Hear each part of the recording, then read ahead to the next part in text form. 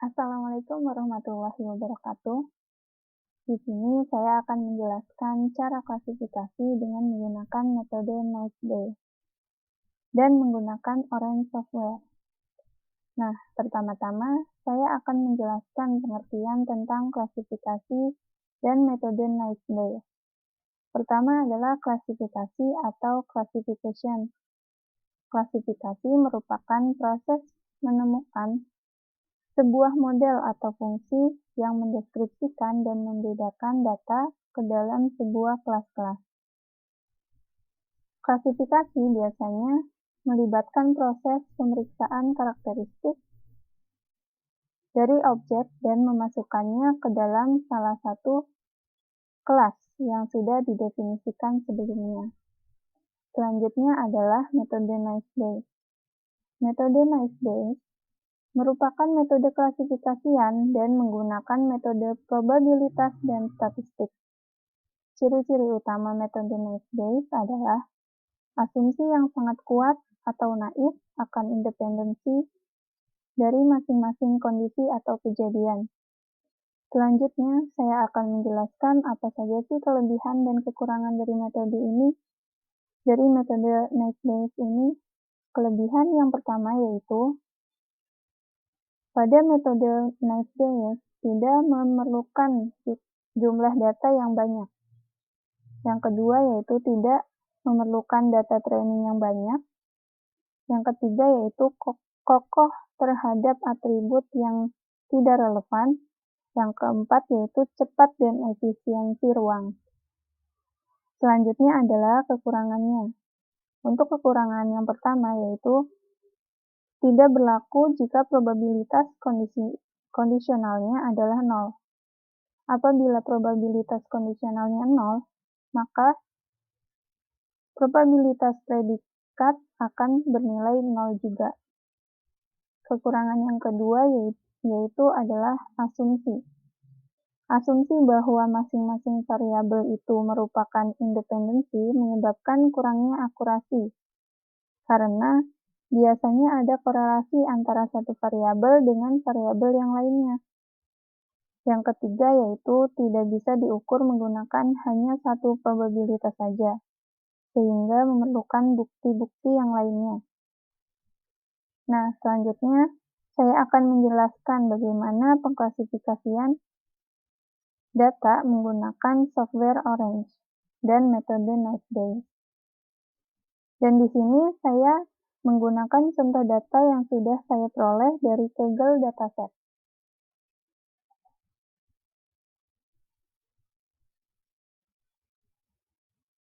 Nah, di sini saya sudah membuka Orange, kemudian saya klik New,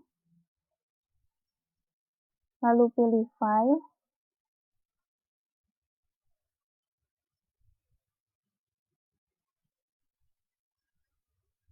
setelah itu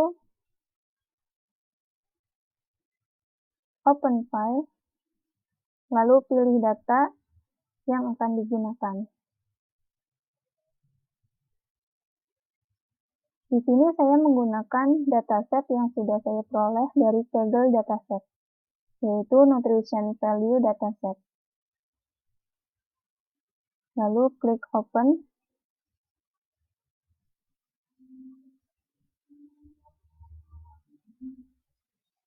Setelah itu klik kanan, lalu pilih Select Column.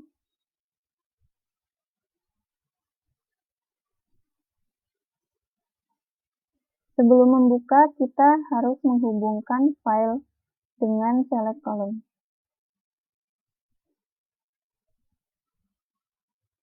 Setelah itu, klik 2 kali. Nah, di sini tersedia fitur, target, dan meta atribut. Nah, selanjutnya kita akan mencari metode Naive. Lalu kita hubungkan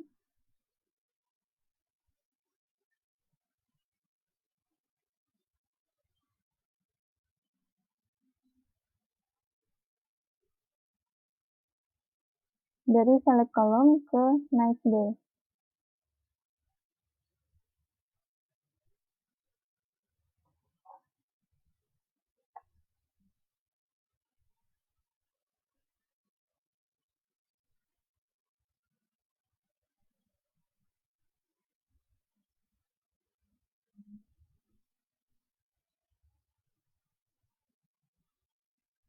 Setelah itu, buka Test and Score.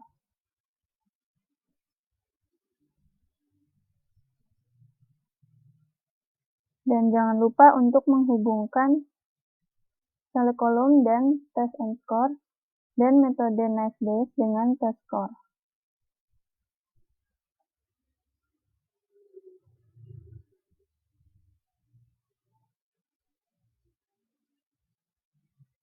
Nah, di sini kita sudah bisa melihat hasilnya dengan cara klik kanan pada test score lalu open.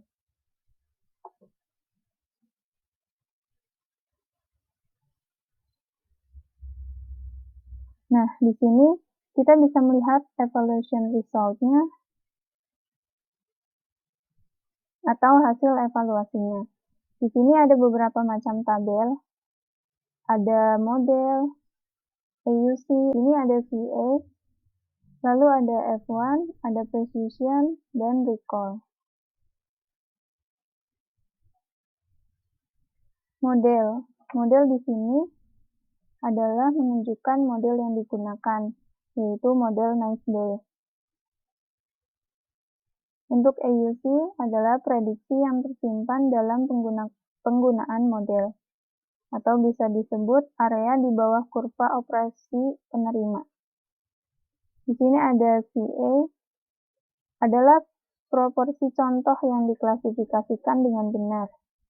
Lalu di sini ada F1, adalah rata-rata tertimbang dari presisi dan daya ingat.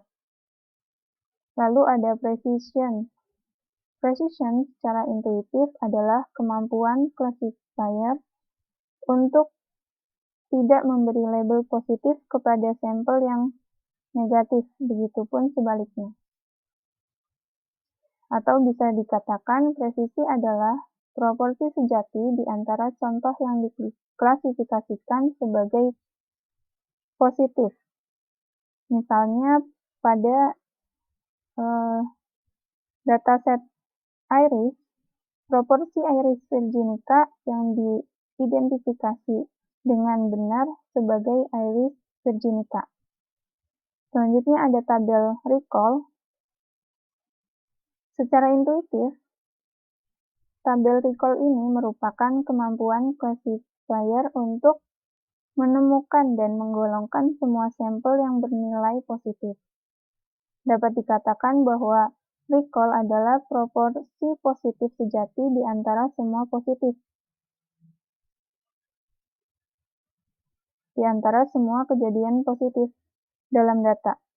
Contohnya yaitu pada data orang sakit, jumlah orang sakit di antara semua yang didiagnosis sakit.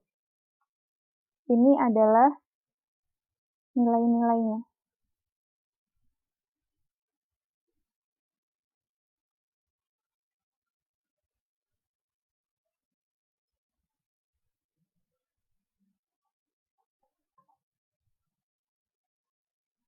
Baik, selanjutnya agar kita bisa melihat dalam bentuk matriks dan grafik, maka kita bisa menambahkan confusion matrix,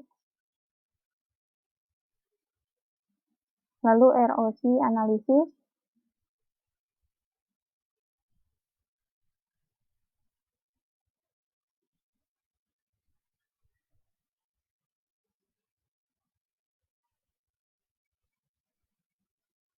jangan lupa untuk menghubungkan antara test and score dan confusion matrix, serta test and score dengan ROC analisis.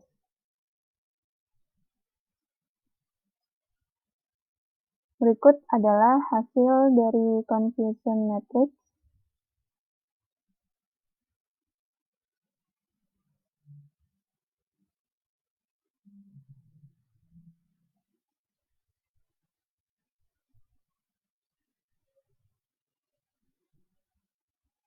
Jadi tadi kita mengklasifikasikan berdasarkan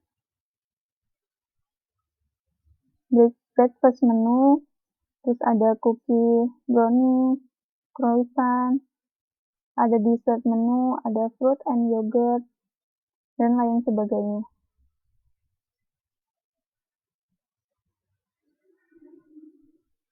Selanjutnya, kita juga bisa melihat hasil ROC analisis.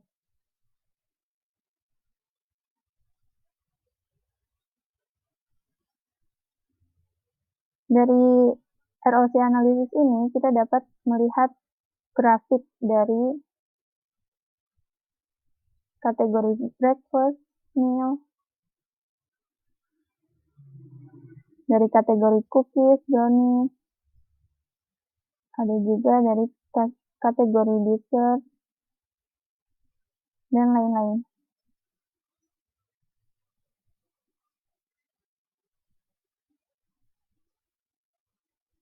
Nah, sekian yang dapat saya sampaikan. Mohon maaf apabila ada salah kata atau salah penyebutan istilah. Sekian, wassalamualaikum warahmatullahi wabarakatuh.